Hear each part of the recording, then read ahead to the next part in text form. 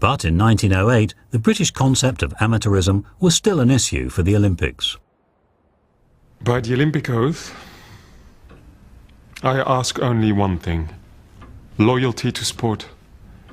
It's the sportsman's spirit that interests me, and not respect of that ridiculous English concept which allows only lone millionaires to dedicate themselves to sport.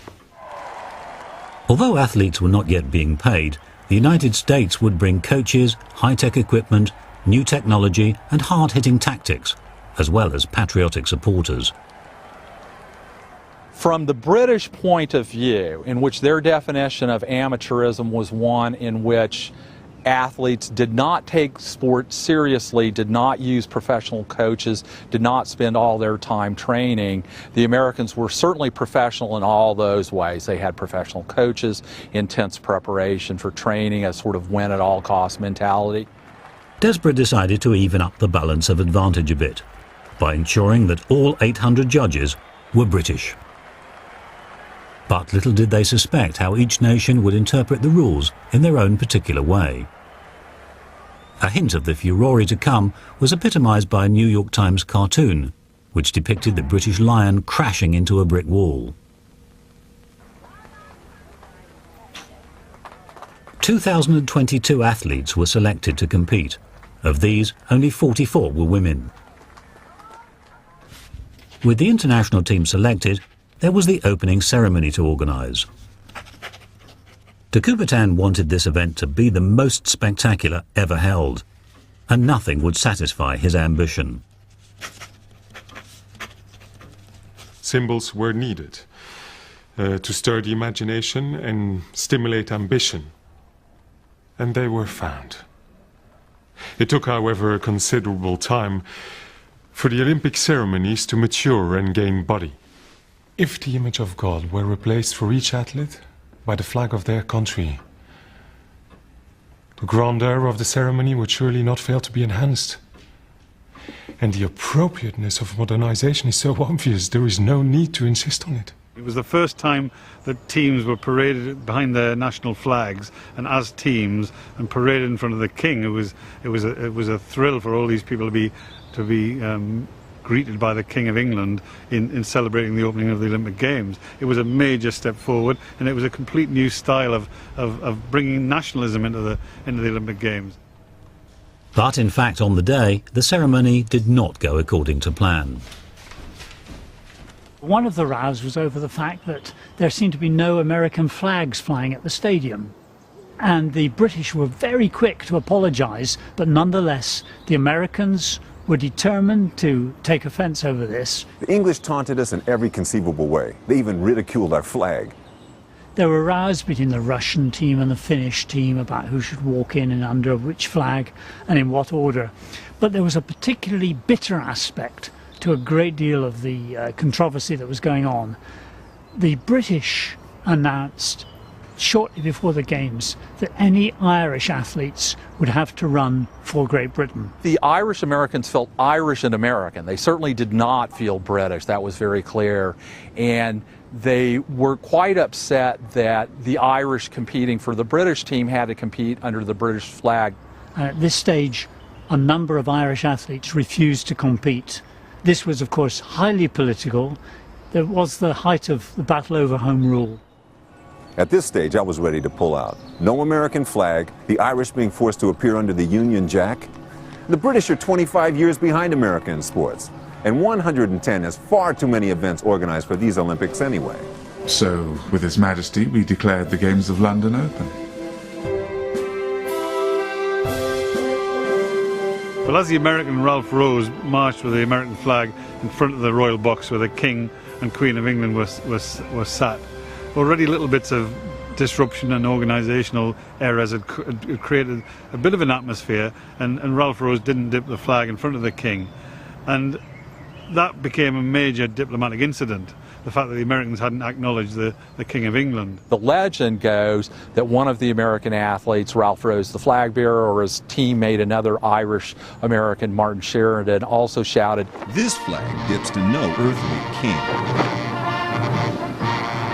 This official diplomatic incident would create a tradition which continues to this day.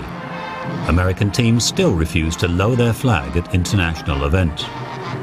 During the Second World War, the American Congress even passed an act to formalize the tradition. To create respect for the national flag, it was ordered that it should never be dipped for any person or thing. From this moment on, Sullivan lodged at least one protest with the press every day. The sensationalist reports which resulted only served to fuel rivalries and to escalate underlying tensions. The unexpected benefit of the controversies was a surge in audience attendance. Sullivan would find plenty to complain about. The American pole vaulters, for example, were not allowed to dig a hole for their poles, a technique well established in the United States. Even newspaper cartoons betrayed a competitive tone. After an audacious robbery in America, there's been another highway robbery in broad daylight. Why, such a thing couldn't happen in England. No? I understand you never get any broad daylight in England. But the greatest controversy would be provoked by the tug of war.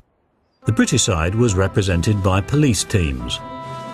The first round was between the Liverpool Police and the United States.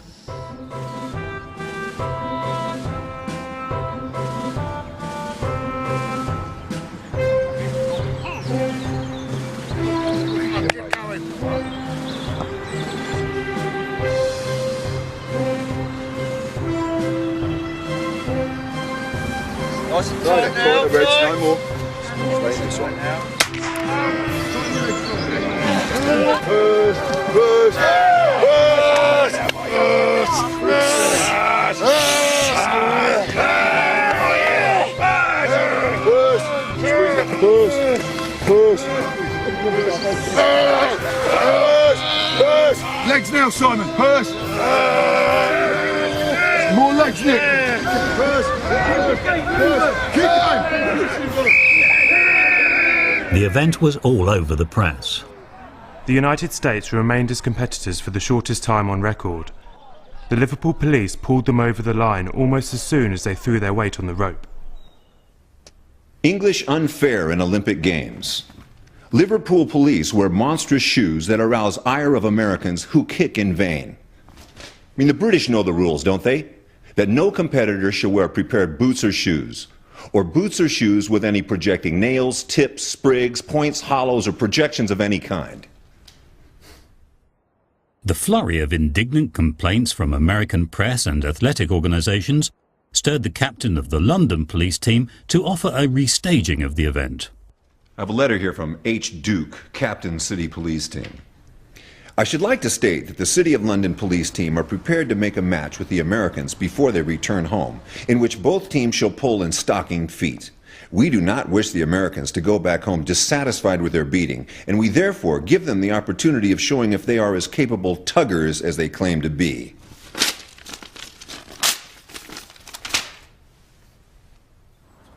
But for the Americans, champions of track and field, this debacle could just about be excused.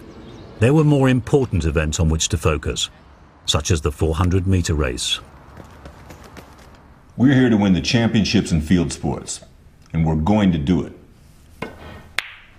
Despite all the handicaps we're suffering. One of the big races that the British public had been looking forward to was to feature Wyndham Haswell, who was a very well-known distance runner at the time. He'd set British records and he'd become very famous. Haswell, the epitome of the English amateur, was the favourite. Educated at Charterhouse School, then at Sandhurst, Haswell then joined the Highland Light Infantry to fight the Second Boer War. On his return, Haswell turned his mind to athletics, and the 400 metres in particular.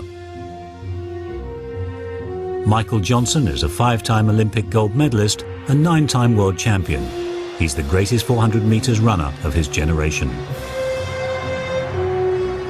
The most difficult thing about running 400 meters is developing a strategy, because there's no textbook formula for it. There is no, this is what you do if you're a 400 meter runner to run fast times, because it's different for every athlete. I wanted to prove to my father that I could make something of myself in the world on my own account, and also to prove to him that I was also a winner. And he did prove he was a winner. By 1906, Haswell had won the Scottish 100, 220, 440 and 8 80-yard titles, as well as the Athens intercalated Olympic silver medal for the 400 metres. With a qualifying time of 48.4 seconds, Wyndham was the fastest of the competitors. For the final, Wyndham faced 3 Americans, Will Robbins, John Taylor and John Carpenter. The American team used every method available to prepare them for the race, yet Wyndham Haswell was full of confidence. About the only thing that could have stopped me was a bullet in the back. I knew I could beat all of them. Clearly marked running lanes were not yet used by athletes in the stadium. This would become a big problem in the 400-metre race, the most controversial finish in athletics history.